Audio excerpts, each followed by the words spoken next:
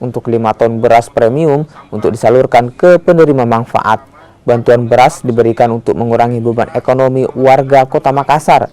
5 ton beras ini akan disalurkan kepada 5.000 orang pekerja kebersihan, anak yatim piatu, mu'alaf hingga penggali kubur. Penyaluran dilakukan di 15 kantor kecamatan di Kota Makassar. Penyaluran untuk petugas kebersihan dilakukan di kantor kecamatan setempat. Sementara untuk mu'alaf, penggali kubur, dan penyandang disabilitas, serta panti asuhan diantarkan ke penerima manfaat. Setiap orang mendapatkan 10 kg beras kualitas premium seharga Rp145.000.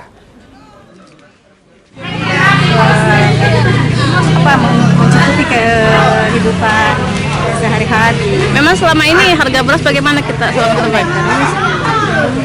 Berapa biasa kita belikan, Ibu?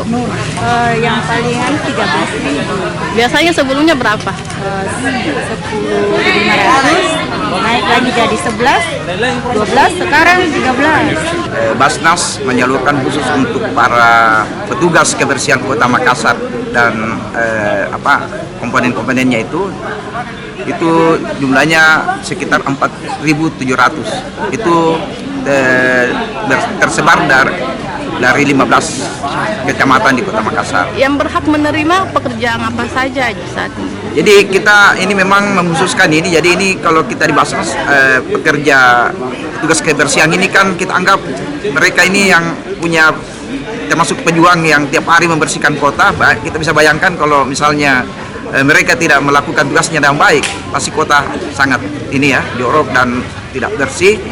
Pasti keadaannya juga seperti kita lihat sekarang ini.